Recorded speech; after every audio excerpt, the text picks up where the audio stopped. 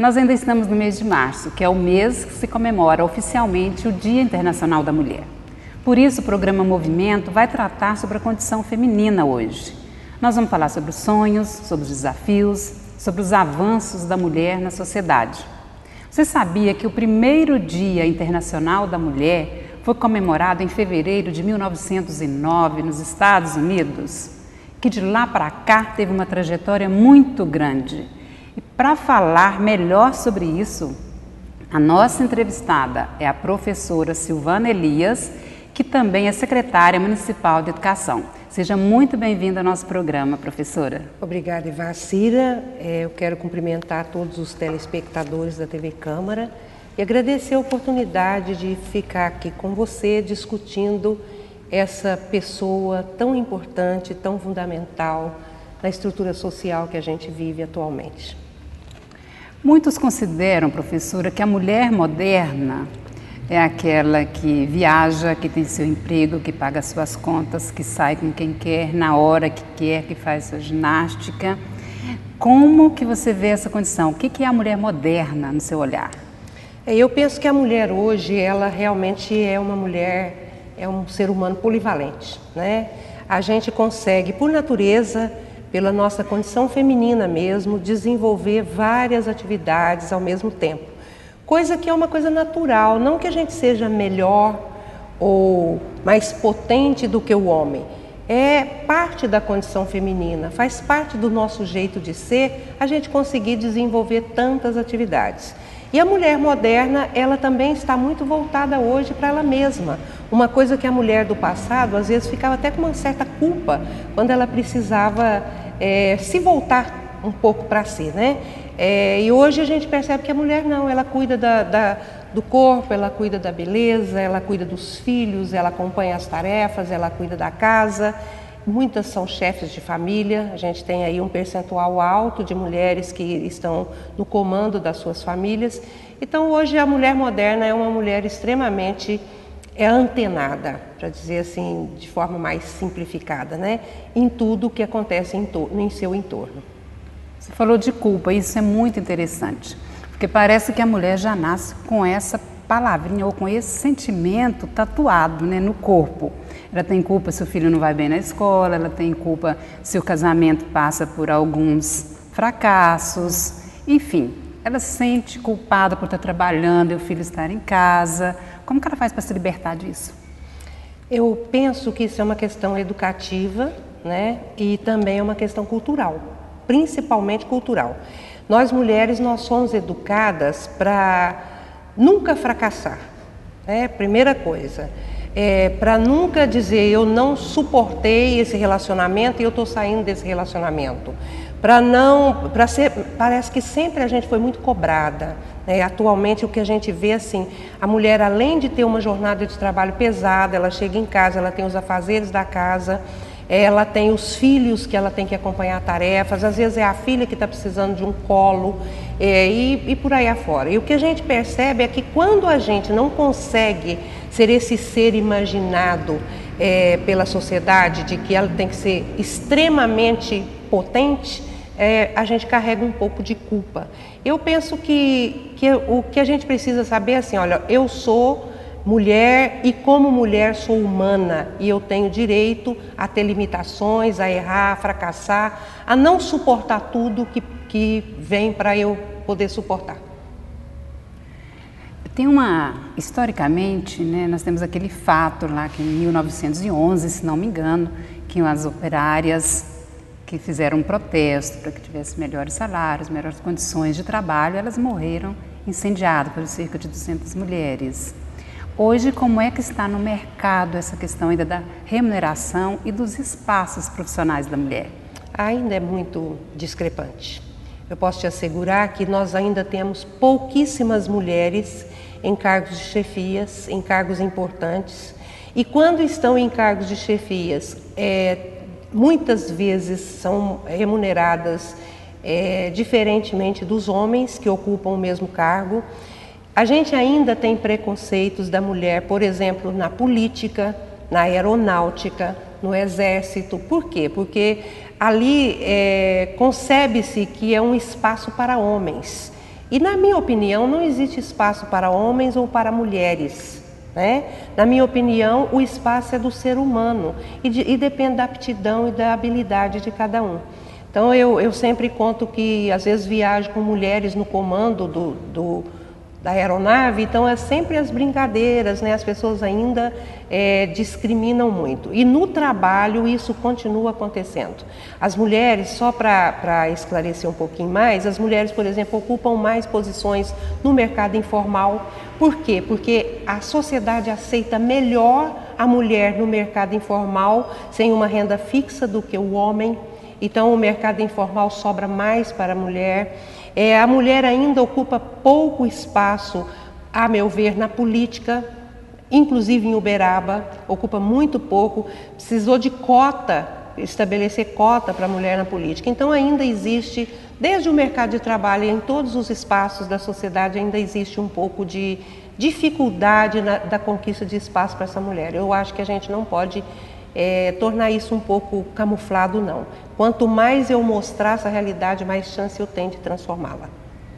Falando também aí, aproveitando a sua deixa, né, do mercado de trabalho informal, eu quero lembrar aqui de uma pessoa, de uma mulher super inteligente, trabalhadora, que tem o seu negócio em casa e que ela acompanha regularmente o programa Movimento. Então, muito obrigada a você, Cristina. Em 1960, professora, a partir daí, com aquela efervescência do movimento feminista, né? Aí surgiram, assim, várias expectativas, várias perspectivas para a mulher. Foi uma revolução, na verdade. Hoje, o que a mulher precisa revolucionar? Eu ainda acho que tem muito a revolucionar. Por exemplo, o compartilhamento da educação dos filhos. Eu acho assim muito séria essa situação, a questão do machismo ainda, e o que eu fico triste enquanto educadora é que na maioria das vezes nós estamos dizendo que a educação dos filhos fica muito por conta da mulher, e na maioria das vezes a gente percebe que quem educa os machistas, aquele que não ajuda na educação dos filhos, aquele que não participa do estado de saúde de um filho quando o filho fica internado, não reveza com a mãe, aquela pessoa que às vezes não ajuda nas tarefas domésticas, na maioria das vezes foi educado por uma mulher. Então é muito importante que nós mulheres tenhamos essa consciência. À medida que eu educo um filho nessa dupla moral de filha e filho, o filho pode, a filha não, eu estou contribuindo para perpetuar essa distinção, essa desigualdade entre homem e mulher. Eu estou contribuindo para fortalecer o machismo. Então é importante que a mãe, desde pequenininho, tome os seus filhos, homens, né? E eduquem com essa lógica da parceria homem e mulher e nunca sobrecarregando só a filha em detrimento do filho. Então eu penso que isso ainda é uma conquista que a gente tem que fazer. O que a gente vê de companheiros que não se sentem na obrigação de contribuir, né, com a educação, de buscar na escola, de levar na escola, de dar espaço de lazer para essa mulher, dizer hoje eu fico com os filhos e você sai para passear com as suas amigas. Então eu acho que ainda tem muita conquista a se fazer.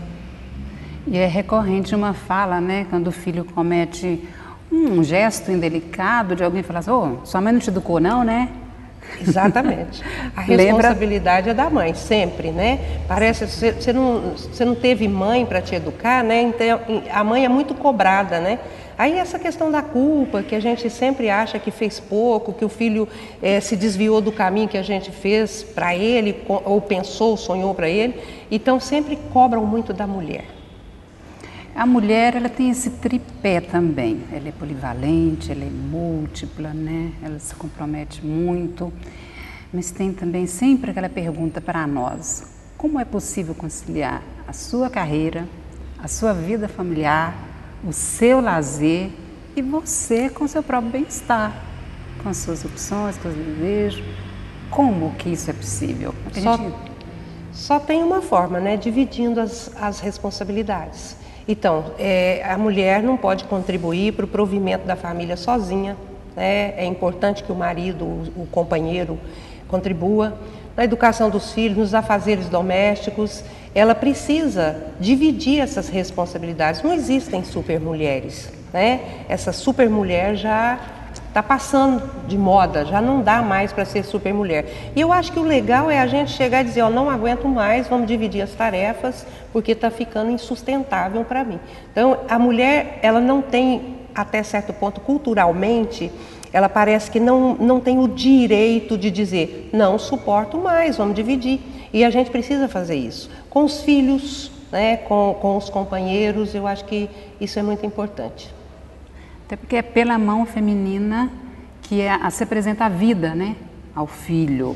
Então, essa consciência, a mulher ainda tem que buscar dessa ação transformadora que ela tem que fazer nessa divisão de tarefas. Eu sempre falo que mulher, mãe, né, é um pouco matriz de libertação. João Paulo I dizia assim, me dê boas mães e eu transformarei o mundo. Por quê? Porque a mulher e a mulher mãe, quando ela é sustentáculo na família, a família dificilmente se desmorona. Por mais aflições que essa família viva, você percebe o quanto a mulher equilibra, não estou dizendo que não existem homens que equilibram não, mas o quanto a mulher equilibra essa família. Hoje nós temos 28% das famílias chefiadas exclusivamente por mulheres e 2,5% chefiadas por homens. Então você vê que, às vezes, para o homem, até pelo jeito dele de masculino de ser e também pela educação, pela cultura da nossa sociedade, para o homem, às vezes, é mais difícil dividir essas tarefas. Existem estudos, professora Silvana, que indicam que a mulher, no trabalho, ela é mais organizada, ela é proativa, então ela traz resultados mais rápidos, ela é até perfeccionista, né? Mas que muitas ainda produz um estilo masculino no jeito de trabalhar. Como é que a gente busca essa potência feminina e continua sendo produtiva? Eu acho que até certo ponto é a pessoa não perceber-se como condição feminina no mundo, sabe? Então, para ser forte, para ser bem-sucedida, eu tenho que pegar todas as posturas e características masculinas. Não é assim. Eu acho que uma mulher, eu, por exemplo, que estou à frente de uma secretaria com mais de 3.000 funcionários, então eu nunca acho que quando eu dou o meu toque feminino no tratamento de uma determinada situação, que eu estou perdendo o controle. De jeito nenhum. Eu procuro dar esse toque feminino, seja no acolhimento, seja na intuição. Nós somos muito intuitivas, né? Desprezar isso é desprezar a ciência, né? Então eu acho que às vezes a mulher acha que para se estabelecer numa função, ela toma posturas masculinas que são específicas do jeito masculino de ser. O homem é mais racional, menos emotivo. Então não tem problema nenhum se diante de um poema no meu trabalho eu chorar, não tem problema nenhum. Não vejo dificuldade nenhuma nisso. Tem a crise da TPM? É a crise da TPM, o estresse porque um filho está doente, ou porque aconteceu alguma coisa na família e eu preciso sair repentinamente. Então, o que eu acho legal, sabe, Evacira, é a gente se deixar feminina no espaço onde está. Eu acho que isso é muito forte, muito profundo. É se deixar feminina no espaço que a gente ocupa nesse mundo. Deixar isso ser transparente, né? Isso não vai me fragilizar, isso não vai me diminuir, pelo contrário, e vai mostrar à sociedade que eu sou diferente do homem, nem por isso melhor ou pior. Acho que essa é a coisa bonita, é deixar fluir, né? Essa feminilidade da gente, esse jeito diferente de ver o mundo, de sentir o mundo. Acho que isso que faz a diferença na mulher nos comandos. Existe uma cobrança social, e eu chamo que tem também uma sociedade do espetáculo, que a mulher ela tem que estar sempre feliz, tem que estar sempre bonita, tem que estar sempre dentro de um padrão de beleza, né? E a gente ainda escuta, vocês não brigaram por espaço, por estar trabalhando lá fora, então você tem que fazer, tem que ser tudo isso. Como que a gente lida com isso, assim, para a gente ficar mais suave? Primeiro que a gente brigou exatamente para ser vista, né? Para ser reconhecida, e para ser reconhecida como ser humano, que tem direitos, que têm deveres, que têm fracassos, que têm vitórias, que têm derrotas, né? Eu acho que essa questão é muito maior, né? Muito mais complexa para a gente pensar de busca por espaço. E eu sinto que hoje uma parcela significativa da sociedade já aceita melhor a mulher, né, em todos os espaços aí que ela vem ocupando. Agora, há questões que a gente precisa refletir. Por exemplo, ainda se assusta diante de um homem agredido fisicamente por uma mulher. Não se assusta quando uma mulher é agredida por um homem. Então, esses dias eu estava numa palestra com adolescentes e eu disse a eles: a Lei Maria da Penha, ela não protege só a mulher, ela protege o homem também. Se um homem for agredido pela companheira, ele tem o direito de recorrer. Aí eles deram risadas. Aí eu disse: aí está o preconceito. O que eu queria era isso mesmo, provocar vocês, porque por que homem, quando apanha, a gente ri? E mulher, quando apanha, a gente aceita calado e olha para ela como vítima. Ou seja, você é vítima e vai ser vítima sempre. Então, eu acho que essa questão toda cultural precisa ser muito trabalhada. E, nesse sentido, as escolas têm um papel importantíssimo nessa educação na lógica do gênero, sabe? Eu acho que a escola precisa acordar para isso. E lá dentro das escolas, o mais engraçado é que a gente está totalmente com os quadros com mulheres. E muitas vezes nas escolas se reforça comportamentos machistas, né? Então, eu diria que 95% dos educadores hoje é composto de sexo feminino. E muitas vezes, ainda dentro das escolas, isso é reforçado para o machismo. Existe uma agressão física, mesmo assim um índice alto, né, da agressão masculina em cima da mulher. A agressão física, a agressão moral, a opressão econômica, né? Existe. E eu estava acompanhando um pronunciamento outro dia, assim, bem recente, da nossa presidente do Brasil, a Dilma Rousseff, em que ela mandou um recado assim, para os homens que pensam em cometer algum ato de agressividade contra a mulher. Olha, vocês não se esqueçam que no comando do Brasil existe uma mulher. A gente pode entender o quê? Que com isso ela será um pouco severa com essas atitudes? Eu acho que o governo Lula para cá já deu um tom diferenciado na questão do gênero. Por ser um governo popular, a gente percebe, uma das primeiras atitudes dele foi criar a Secretaria Especial de Política para Mulheres.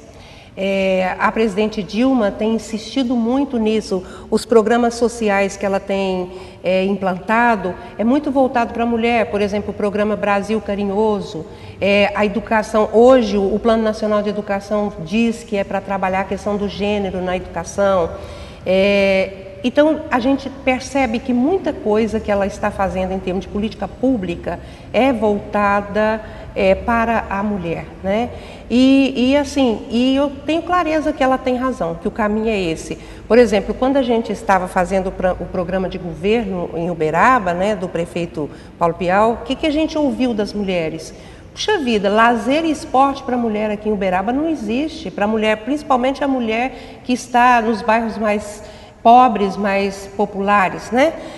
Não existe, tudo tem que pagar. Então não existe esporte para a mulher gratuitamente, não existe muita atividade de lazer voltada às mulheres, né? Então a gente percebe que ainda não está no coletivo essa clareza de que precisa ter sempre uma política voltada também para as mulheres, para todos, mas se volta muito para os homens ainda, né?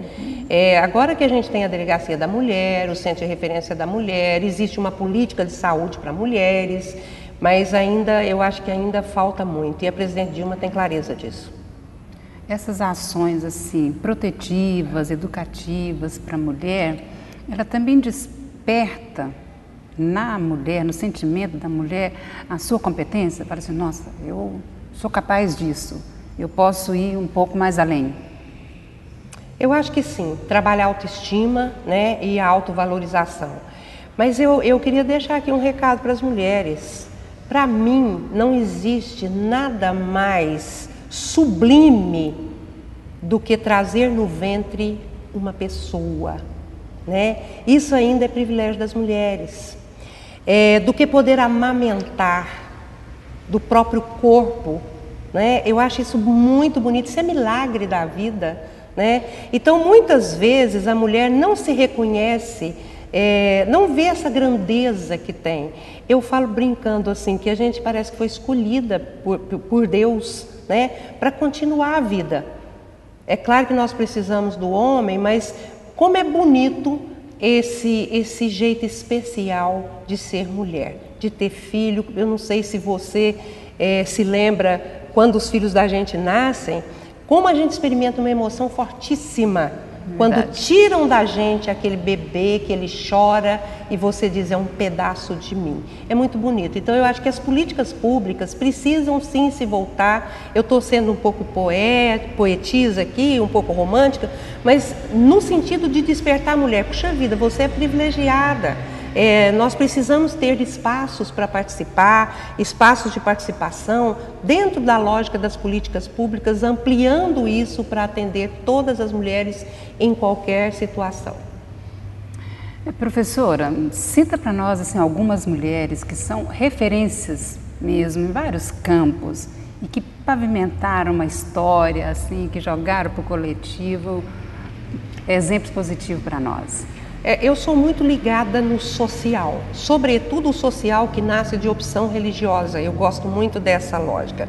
Então, me chama muita atenção Teresa de Calcutá, aquela mulher franzina, né, com uma potência humana. Me chama muita atenção Dilma Rousseff, a primeira mulher a governar um país dessa dimensão. Marina Silva, pela sua postura ecológica, pela sua postura ética diante da vida, e até pela sua fragilidade de saúde, que a gente sabe que tem. Irmã Dorothy, que morreu em função de uma causa social dos mais fracos, dos mais pobres, dos poucos reconhecidos. Eu não poderia deixar aqui de lembrar, para mim, da maior referência feminina na minha vida, que é a minha mãe, Nair Elias. Ela é uma mulher simples, humilde, mas que marcou e marcará para sempre a minha história. Essa lembrança é muito bacana, né? Porque às vezes a gente enxerga o que está mais distante, né?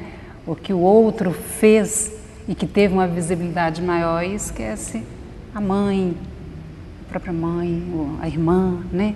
O filho, a pessoa que está assim, que está ali tão próximo no processo de afeto, de luta, de construção, né? Mas nós vamos passar agora para algumas frases feitas que a gente escuta aí no cotidiano. Atrás de um grande homem sempre tem uma grande mulher. Como vamos desmistificar isso? De que maneira? Essa é culturalmente machista, né? Atrás de um grande homem. Não, ao lado de um grande homem e às vezes à frente de um grande homem. Quantas vezes a gente interfere nas decisões em casa, né? Até para comprar um carro, muitas vezes a decisão é da gente. No fundo, alguém assume essa decisão, mas no fundo a gente influencia. Então não é atrás, não, é ao lado. Tem também um que fala assim que o lugar de mulher é fogo, fogão, né? E tanque. E saber cozinhar, saber cuidar da casa. Lugar de mulher é na presidência do Brasil, lugar da mulher é na prefeitura, lugar da mulher é na presidência da Petrobras, lugar da mulher é na ONU. Eu acho que forno, fogão, tanque é muito gostoso, né? Quando a gente faz junto com o homem também, sozinha não. Mas eu acho que lugar de mulher é em posição de destaque. Acho que o lugar da mulher é na política, é na economia, é na obra social. A mulher tem que estar presente em tudo, porque o seu jeito de fazer é diferente. E tem outra extremamente pejorativa, né? Mulher no volante, perigo constante. Mas eu não percebo isso no dia a dia, não. Quando a gente vai renovar o seguro da gente, a gente tem até bônus, né? As mulheres sofrem e fazem menos acidentes de trânsito, isso está comprovado, né? Nós somos mais cuidadosas, somos mais temerosas, né? Então, até por isso, mulher no volante é perigo constante só para os machistas. Eu já ouvi isso na rua e eu disse assim, enquanto mulher pensar assim, a gente não vai ser reconhecida, não. E essa história que a mulher é sexo frágil? Eu só diria para o sexo forte, faça o que nós, como sexo frágil, fazemos, porque a gente consegue fazer 4 jornadas, para mim não existe nada disso, é um jeito de falar assim, olha, fica aí no seu canto, porque sexo frágil não vem para o combate. E exatamente porque esse combate, até certo ponto, ele deixa em desconforto os machistas, né? Eu acho que o homem moderno não, mas ele deixa em desconforto alguns homens machistas. Eu ouvi uma brincadeira esses dias assim, na secretaria nós somos 2 mulheres, né, na chefia. Então, olha, com uma já era difícil, com 2 é insuportável. Então, às vezes as pessoas ficam um pouco incomodadas com isso mesmo, né? É cultural. A gente ainda escuta muito agora também na atualidade a questão das mulheres com nome de fruta, né? Mulher maçã, mulher morango, mulher pera. Isso é um apelo à sensualidade? Isso é um marketing? Isso é uma maneira de viver? Infelizmente, a gente foi marcada não só como sexo frágil, não só como incapaz culturalmente, a gente também foi marcado culturalmente como objeto de prazer sexual, como padrão estético pré-estabelecidos, né? Eu acho esse tipo de fato um empobrecimento da figura feminina. Eu acho que a mulher que tem só a beleza física é muito pobre, né? A que tem só fama é pobre também. Então eu acho que é um conjunto que faz essa mulher ser diferente. E essa questão muito explorada às vezes pelos programas, pela mídia, eu acho que a gente precisa repensar isso com os nossos filhos, com as nossas filhas, com a sociedade como um todo. Eu acho que mulher é muito mais do que beleza estética, do que um corpo bem modelado, do que um rosto bonito, né? Eu imagino que deve ser insuportável para um homem inteligente conviver com uma mulher fruta, linda, maravilhosa, que não tenha nada na cabeça. Então eu fico imaginando assim, se eu fosse homem, para mim ia ser muito difícil. Uma pessoa que está voltada só para o externo, só para o exterior, é muita pobreza. E como que é a sua perspectiva para a mulher daqui, por exemplo, daqui a 10 anos? Como é que vai estar esse cenário? Você tem alguma expectativa em relação a isso? Eu acho que o cenário atual já mostra como é que será esse cenário, né? A perspectiva é uma perspectiva boa. Eu acho que nós precisamos entrar mais em algumas áreas que a gente ainda está distante, como, por exemplo, a economia. Eu acho que tem poucas mulheres na área econômica. Eu acho que nós precisamos entrar muito na gestão e até na proposição de políticas públicas. Isso vai fazer a diferença. Eu acho que na política mesmo, na política partidária, eu sinto uma pena muito grande quando eu vejo falta de mulheres no legislativo. Eu acho que isso faz uma diferença muito grande, até para os pares faria uma diferença uma mulher, porque é uma outra visão, né? Não que seja melhor ou pior, mas uma visão feminina das questões sociais. Então eu imagino que dentro de 10 anos a gente já vai ter um avanço mais nisso. O meu sonho e a minha esperança é que nós não desistamos nunca de sermos vistas e reconhecidas como alguém que pensa, alguém que intervém na realidade, alguém que tem competência, alguém que tem habilidade. Tudo isso perpassado, permeado pelo jeito feminino de fazer as coisas acontecerem. Para acontecer, a senhora como educadora, imagine que pensa a partir mesmo da educação, né? Lá da base, lá no trabalho com a criança. Exatamente, eu acho que eu brinco muito assim com os pais, né, de alunos. A parceria e a educação do filho, ela começa no ventre materno, porque o filho que é rejeitado durante a gestação, ele vai carregar essa marca. A gente sabe que existem estudos que provam isso, né? Então, nesse sentido, desde o momento que eu concebo alguém, é preciso que eu me preocupe com a educação. E dentro das instituições voltadas à construção do ensino, é importante que as pessoas pensem nisso com carinho. A educação fará a diferença para a mulher e para o homem. A educação pode fazer a diferença num jeito de ver a vida, na forma como eu enxergo o mundo, na minha concepção de homem, na minha concepção de Deus, na minha concepção de mundo. Então a educação faz a diferença também nessa questão do gênero, homem e mulher. E se eu educo para que a mulher seja respeitada e não seja apenas um objeto bonito de prazer, eu penso que a gente vai ter uma sociedade um pouco mais humana, mais cidadã e mais equânime até. Para essas reflexões sobre a mulher, reflexões parlamentares, de políticas públicas, como a Secretaria da Educação faz, a Câmara Municipal também tem uma comissão permanente formada por 4 vereadores, que é a Comissão de Direitos Humanos, do Idoso e da Mulher. Então, que fica aberta para quem quiser, quem tiver interesse em procurar a Câmara e as próprias práticas do governo municipal, né? Esse é um espaço que existe para tratar dessas temáticas. Nós vamos encerrar o nosso programa lembrando, professora Silvana, que aqui no nosso cenário, no nosso estúdio, atrás de nós, tem um painel com uma mulher sentada numa poltrona de uma maneira majestosa e com uma coroa na cabeça. Então, essa também é uma homenagem ao Mês Internacional da Mulher.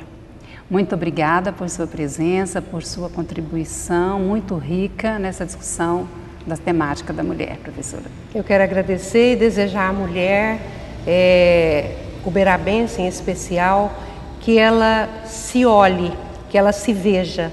Eu sou um agente de transformação e não preciso perder a minha feminilidade para fazer as mudanças ocorrerem nesse mundo e prestigiando principalmente a mulher, como mãe, como companheira, como profissional. Eu quero agradecer a oportunidade de estar aqui com vocês, discutindo esse tema polêmico, mas extremamente prazeroso. Nós terminamos aqui, nos veremos em breve. Até lá!